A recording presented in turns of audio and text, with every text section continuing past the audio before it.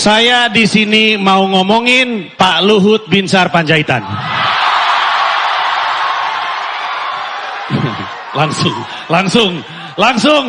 Nggak usah lembut-lembut, langsung. Saya kasih tahu konteksnya. Kenapa saya pengen ngomongin Pak Luhut Binsar Panjaitan. Sebenarnya ini adalah pesan untuk semua capres. Entah karena masih di ruangan ini, masih di gedung ini, atau nonton lewat streaming. Saya mau nitip siapapun yang jadi presiden, nanti pas nyusun kabinet, tolong dipertimbangkan komposisi menteri-menteri. Supaya nggak seperti sekarang. Saat ini ada satu yang ibaratnya istilah game ini agak-agak OP nih, overpower. Ya, overpower. Satu agak berlebihan, yang satu biasa-biasa aja. Ini ibarat kesebelasan, ada kesebelasan. Satu Lionel Messi, sisanya Atep. Nah, Atep 1, Atep 2, Atep semuanya. Bagus, Atep bagus, tapi Lionel Messi kejauhan. Keresahan ini kita semua ngerti kenapa, karena setiap kali ada penunjukan, pasti Pak Luhut lagi. Pak Luhut ngurus PPKM Jawa Bali, ngurus sumber daya air, ngurus minyak, ngurus 15 danau. Kemarin ditunjuk Pak Jokowi untuk ngurus polusi Jabodetabek. Perhatiin baik-baik, beliau ngurus penyakit, minyak, air, udara. Hah? Ampe beliau ngurusin geledek, Dewa Zeus nangis. Nggak ada kerjaan, makanya sekarang Zeus ngurus judi.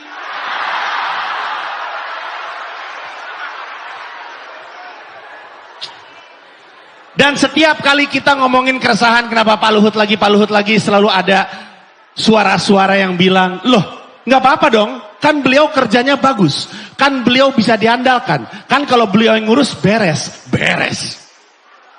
Saya terbang dari Jakarta masih polusi. Ada satu hari, 4 atau 5 hari yang lalu, Jakarta langitnya biru. Sempat tuh satu hari itu. Terus akun-akun dengan angka keriting di belakang langsung bilang, terima kasih Opung, terima kasih Pak Luhut terbaik, Pak Luhut beres. Besoknya sampai sekarang polusi hilang tuh akun-akun. Ternyata sebuah layanan bernama, pokoknya jangan sebut merek, tapi sebuah layanan udara bilang bahwa ketika langit biru, faktor penentunya adalah angin. Biru gara-gara angin, bukan karena Pak Luhut. Kecuali Pak Jokowi nunjuk Pak Luhut untuk ngurus angin. Nah itu beda lagi. Pak Jokowi bilang, Pak Luhut tolong ngurus angin. Siap. Ternyata pawang. Nggak mungkin. Nggak ada pawang Batak, tidak ada. Emang nggak ada, nggak mungkin.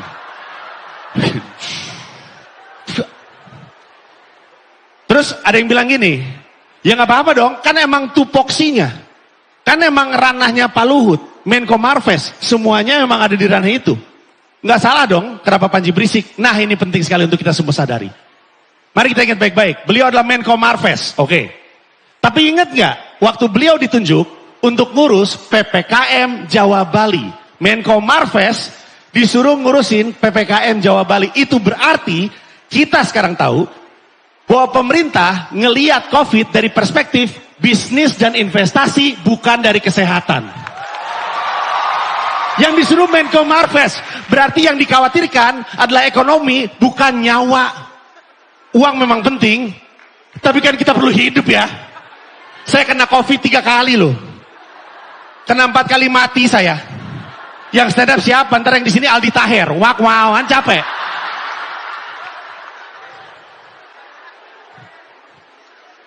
Tuh bayangin, penempatan pos ini loh kita bingung loh. Kok kita kan lagi ngomongin kesehatan, kan COVID, PPKM Jawa Bali, kita ngomongin penyakit. Kenapa yang ngurus Menko Marves? Tapi ini bukan cuman ada di satu menteri aja. Kita tahu kemarin KLHK, Kementerian Lingkungan Hidup, itu bikin pernyataan. Ketika polusi Jabodetabek lagi rame-ramenya, katanya sudah waktunya kita beralih pakai mobil listrik. Hubungannya apa? Kementerian Lingkungan Hidup nyuruh kita beli mobil listrik. Hubungannya apa mobil listrik sama solusi masalah? Untuk yang nggak tahu, ini ibaratnya Jakarta. Semua riset tahu bahwa di sebelah sana ada PLTU batubara, ada pabrik dan segala macamnya. Itu polusinya masuk ke Jakarta. Dari situ, dari PLTU Batu Baru. Bukan dari Jakarta. Untuk yang nggak ngerti, gini konteksnya. Misalnya kita lagi rapat. Ada meja panjang. Sebelah sana ada yang kentut. Kentutnya nyampe tengah. Kita bilang, bos, bawa kentut. Bosnya bilang, makanya beli mobil listrik. Hubungannya apa? Gak ada hubungannya. Selesai ini tuh yang kentut. Aneh kan? Aneh bukan cuma 1-2 menteri. Bapak Erick Thohir.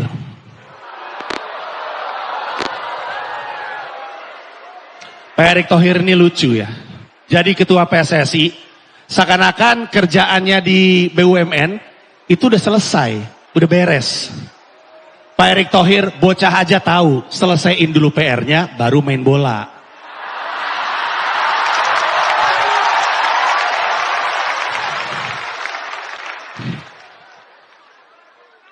Apa sih emang masalah BUMN lah? Kemarin tuh ada bapak-bapak nangis rumahnya mau disita karena BUMN ngutang sama dia nggak bayar-bayar. Ya kan? Bagaimana dengan kekhawatiran rakyat Indonesia ada banyak komisaris-komisaris titipan di BUMN? Kita semua tahu yang waktu itu sempat ramai dibahas adalah ketika Abdi Sleng jadi komisaris Telkom. Abdi Sleng. Komisaris Telkom. Kalau kita baca berita, sekarang disebutnya udah bukan Abdi Sleng. Di berita-berita disebutnya Abdi Telkom. Gokil. Abdi Telkom. Abdi Telkom. Sekarang kalau ketemu Abdi Sleng. Nggak nengok dia. Abdi Sleng, Abdi Sleng. Panggil Abdi Telkom. Abdi Telkom. Saya itu. Gitu. Itu saya. Kita bingung kan? Saya banyak dibantu sama Abdi. Abdi banyak saya bantu. Kita tahu kemampuan masing-masing. Saya aja bingung kenapa jadi komisaris Telkom. Saya baca berita, katanya karena beliau peduli dunia digital. Ya kita juga semua peduli kan?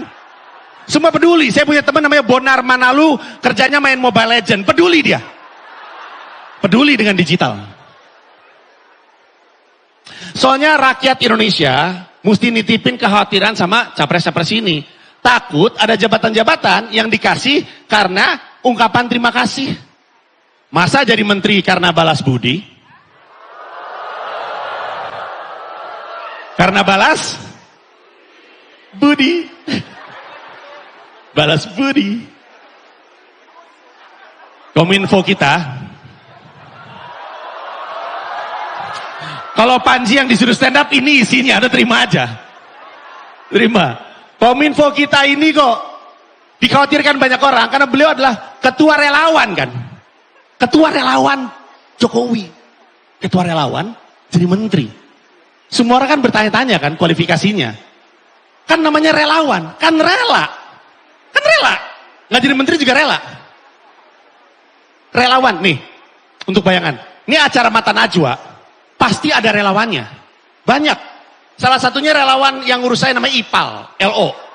Relawan tuh dia tuh.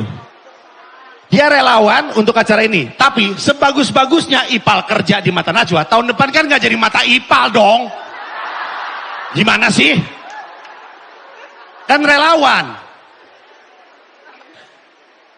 Tapi kita semua ini kayak gini, karena sebenarnya kita pikir-pikir, aduh, di jabatan banyak banget yang diberikan kepada satu orang.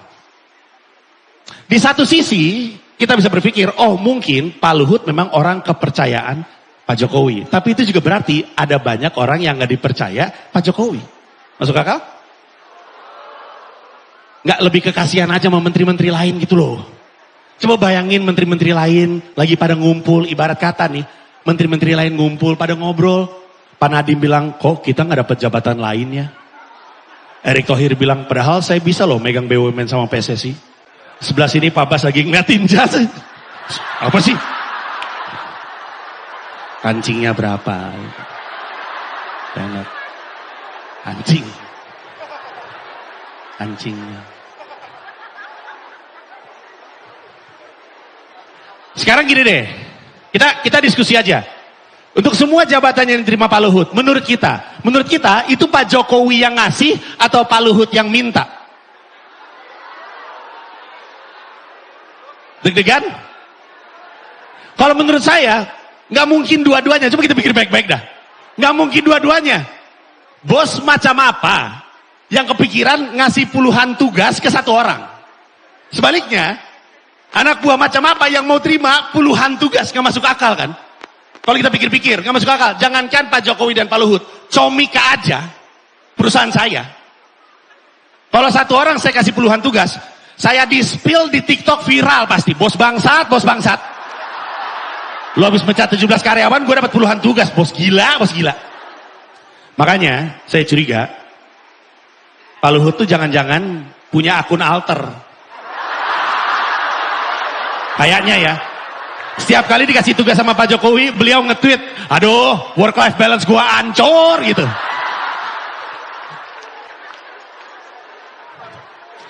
Sebenarnya kita nggak usah khawatir, kita nggak usah pusing.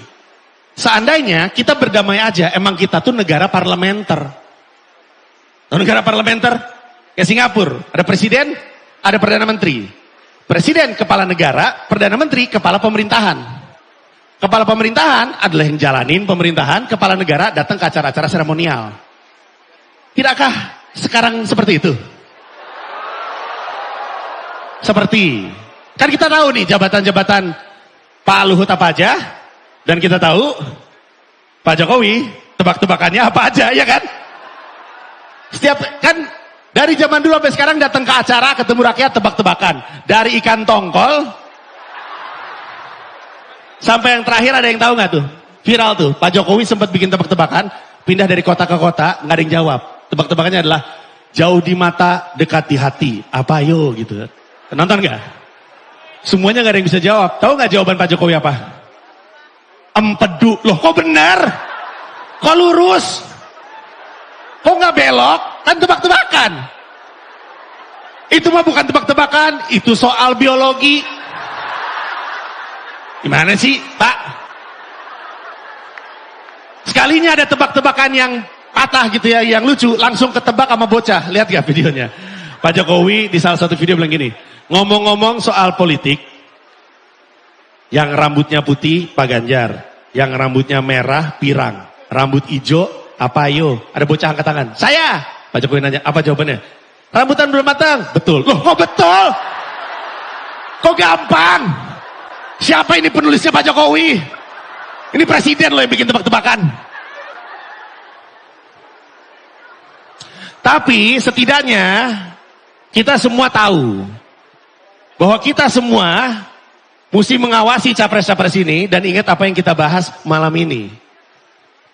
Jangan sampai penentuan menteri itu ngebela-belain kebutuhan orang lain bukan kebutuhan kita. Karena setidaknya hari ini kita tahu kenapa nama kabinetnya Pak Jokowi, Kabinet Indonesia Maju 2. Karena yang maju dari dulu, ya cuma 2. Kalau nggak Pak Jokowi, Pak Luhut, udah itu aja. Terima kasih banyak semuanya, selamat malam.